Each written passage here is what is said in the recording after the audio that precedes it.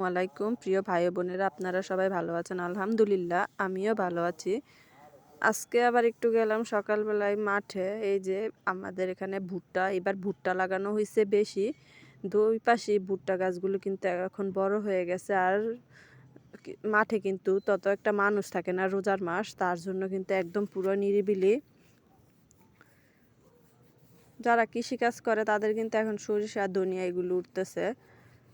রোজা থাকা অবস্থায় কিন্তু কাজ করতে হয়। গেছি দেখে আমাদের পাশেরই সরিষা সরিষা বাইরেইতেছে, সরিষা পেকে গেছে, সরিষা নেওয়া হয়ে হয়ে যাইতেছে। পরে দেখলাম, পরে যে আমিও কিছু সরিষা বাইরে গাছ নিয়ে আসলাম, কারণ এগুলো ধান সিদ্ধ করতে কাজে লাগে। আগেও কিছু বাইরেছিলাম, ওইগুলো যাইতেছি আনতে। যে টাগাগুলো রেখে আসছি, সরিষার টাগা ওইগুলো। আর সব ধান ক্ষেতের ধান কিন্তু মাশাল্লাহ সবুজ হয়ে গেছে আর বড় হয়ে গেছে। পূজা বাঁধার পরে যে আমার আরেক জাল আসছে সাথে, উনি আমার থেকে অনেক বেশি বাইরেছে। উনি আসছে, তার জন্য ওনার সাথে আসছি। উনি তো একা আলগাইতে পারবে না, উনিও নিয়ে যাবে আমারটা, আমি নিয়ে যাবো। আমারটা তো ছোট।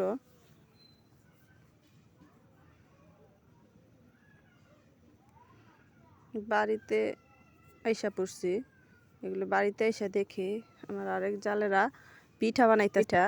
আমাদের এদিকে সবাই, বেশিরভাগ মানুষই এই পিচকারি পিঠা বানায়, কারণ ঈদের দিন ছাইকা খাওয়ার জন্য।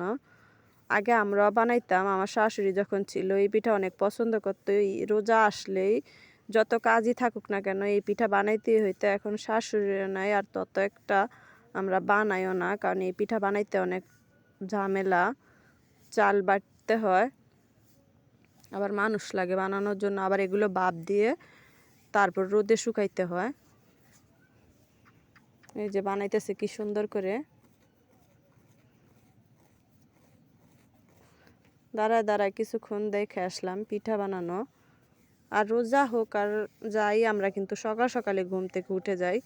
অনেকে সেহরি খাওয়ার পরে আছে অনেক দেরি করে ঘুম থেকে উঠে, কিন্তু না, তারপরে বিকাল দিকে রান্না বান্না করব, তার জন্য সবজি আনতে গেলাম।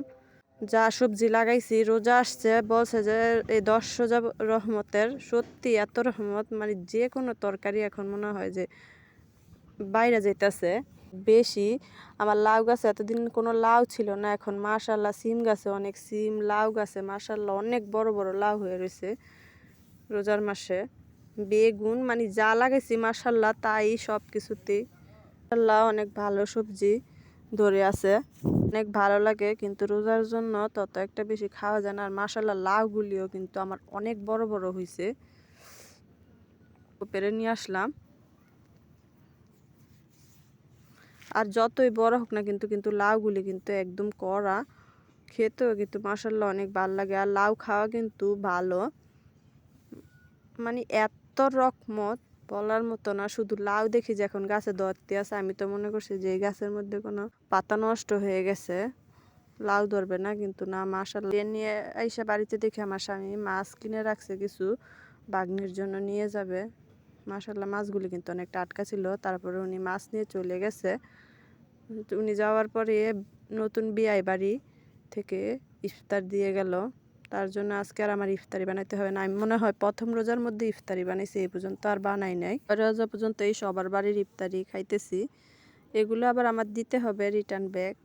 আজকে এই পর্যন্তই, আল্লাহ হাফেজ।